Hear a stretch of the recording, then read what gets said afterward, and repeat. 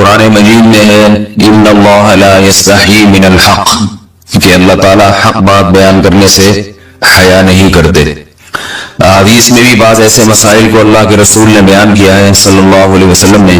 جو بظاہر حیا کے خلاف ہیں، مگر اس لیے بیان کیا کہ اگر آپ صلی اللہ علیہ وسلم بیان نہ کرتے تو لوگ ان بے شرمی کے کاموں میں مبتلا ہو جاتے۔ اسی وجہ سے میں بھی یہ ہمت کر رہا ہوں کہ ایک اور ایسا گناہ جس میں لوگ مبتلا ہیں اور وہ ہے حیا کے خلاف،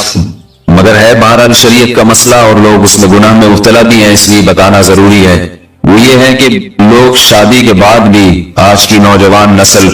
زوجہ سے، بیوی سے غیر فطری طریقے سے ہم بستری کرتے ہیں۔ انٹرنیٹ پہ بےہودہ فلمیں دیکھتے ہیں تو جو چیز انگریزوں کی دیکھ رہے ہیں کہ ان کے کلچر آہستہ آہستہ میڈیا کے ذریعے ہمارے معاشرے میں بھی آ رہا ہے۔ اللہ کے رسول صلی اللہ علیہ وسلم نے لعنت فرمائی ہے، ایک روایت میں ہے کہ اللہ اس کی طرف دیکھے گا نہیں کہ جو اپنی زوجہ سے پچھلے راستے سے ہم بستری کرے گا۔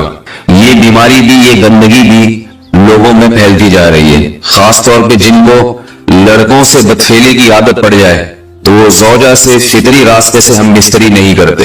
اللہ نے فرمایا کہ نساؤکم حرث لکم، یہ تمہاری زوجات ہیں، بیویاں ہیں، یہ نسل بڑھانے کے لیے ہے، تو اسی راستے میں انسان اپنی خواہش کو پوری کر سکتا ہے جس راستے سے نسل بڑھتی ہے۔ اس کے علاوہ کسی اور راستے سے اپنی خواہش کو پورا کرنا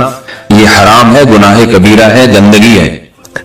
ہمارے پاس کیسز آتے ہیں، ایک پاک دامن لڑکی کی شادی ہوتی ہے، لڑکا بھی بظاہر بڑا نیک، لیکن کیا ہے، لڑکا چونکہ ٹھرکی ہوتا ہے، شہوت کا درندہ ہوتا ہے، تو وہ یہ نہیں دیکھتا کہ میں اپنی بری خواہش مٹانے کے لیے میں اپنی زوجہ کو غیر فطری طریقے پر مجبور کیسے کر سکتا ہوں، تو مجبور کرتا ہے پھر اپنی بیوی۔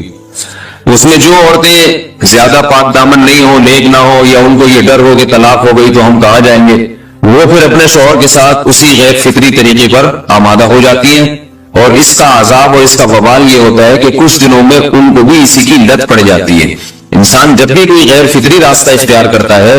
آخرت کا عذاب تو بعد میں، دنیا کا عذاب یہ آتا ہے کہ پھر اس کو لذت فطرت میں آتی نہیں ہے، اور جو راستہ اللہ نے رکھے اس میں اس کو لذت نہیں آئے گی، تو وہ گندگی میں گھسنے کی کوشش کرے گا،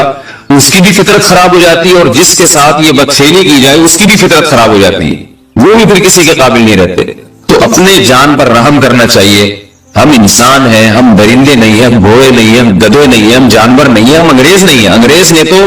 حیا اور شرم کی تمام حدود کو توڑ دیا ہے، وہ تو درندے بن چکے ہیں۔ ہم تو درندے نہیں ہیں، ہم تو حلال کھاتے ہیں، پاک صاف رہنے کی کوشش کرتے ہیں، تو ہم ان کی جو کلچر دیکھ کے ہم ایسے درندے بننے کی کوشش کیوں کریں؟ تو یہ بہت بڑا وبال ہے، بہت بڑی برائی ہے جو ہمارے معاشرے میں